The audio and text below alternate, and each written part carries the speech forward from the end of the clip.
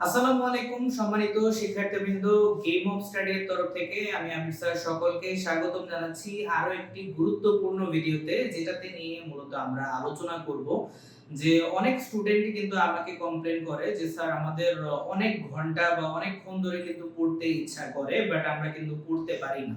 ওই পড়ার মনোযোগটা আসে না, বা হচ্ছে আমরা দীর্ঘ সময় পড়তে আমরা অনেক প্রবলেম হয়, বা এটার হচ্ছে অনেক কারণ থাকতে পারে। তবে হ্যাঁ, আমি কারণগুলো না বলে মূলত এটার সলিউশনটা কিভাবে হইতে পারে সেগুলো নিয়ে আলোচনা করব। ঠিক আছে? তো অবশ্যই মনোযোগ সহকারে শুনবেন। আশা করি এটা আপনাদের আপনি পড়ার যেকোনো ওয়েতেই থাকেন না কেন, আপনি হতে পারে মাধ্যমিকের স্টুডেন্ট, উচ্চ মাধ্যমিক অথবা হচ্ছে চাকরি পরীক্ষার্থী, যেই হন না কেন, যদি আপনি সিমিলার সমস্যা যদি আপনি ফেস করে থাকেন, তাহলে অবশ্যই বিষয়গুলো মাথায় রাখবেন, যেটা আমি পার্সোনালি এখনো ফলো করি, যেটা আপনার অনেক ক্ষেত্রে কিন্তু কাজে দিয়েছে। ওকে?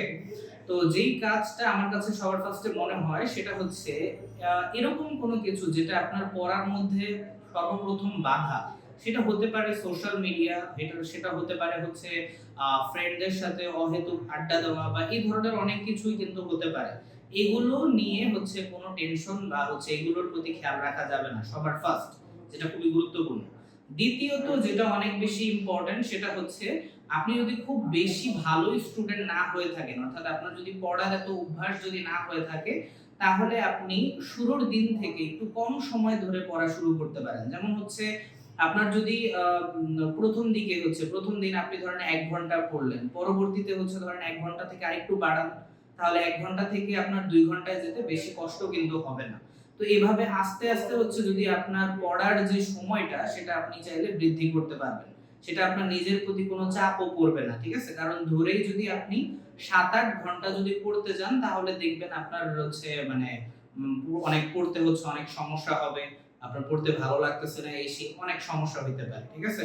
আর নাম্বার ৩ যেটা খুবই গুরুত্বপূর্ণ আমার কাছে মনে হয়েছে, যে সেটা হচ্ছে অনেক সময় দীর্ঘ ২-৩ ঘন্টা পড়ার পর অনেক সময় দেখা যায় আমাদের অনেক ক্লান্তি চলে আসে। তো এই ক্লান্তির দূর করার জন্য যে কাজটা আপনি করতে পারেন, আপনি ছোটখাটো ব্রেক নিতে পারেন, যেটা অনেক বেশি ভালো হয়। এটা আমাদের হচ্ছে হিউম্যান সাইকোলজিক্যালও কিন্তু একটা ব্যাপার আছে।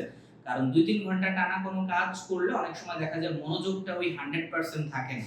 তো যেটার জন্য ছোটখাটো একটা ব্রেক হতে পারে, এটা চা বিরতি হতে পারে, অথবা হচ্ছে বাইরে থেকে হেঁটে আসলেন। তবে সোশ্যাল মিডিয়া থেকে যতটা সম্ভব দূরে থাকা যায় ততই ভালো। কারণ Facebook, YouTube এগুলোতে গেলে আপনার দেখা যায় ১০ মিনিটের ব্রেকের জায়গায় আপনার ২-৩ ঘন্টাও কিন্তু লেগে যেতে পারে।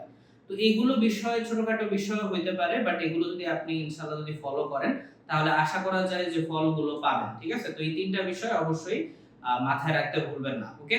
তো এই ছিল ভিডিও। আর অবশ্যই হচ্ছে যদি ভিডিওটা ভালো লেগে থাকে আর পরামর্শগুলো যদি ভালো লেগে থাকে, তাহলে অবশ্যই আমাদের চ্যানেলটিকে সাবস্ক্রাইব করে পাশে থাকবেন। ধন্যবাদ।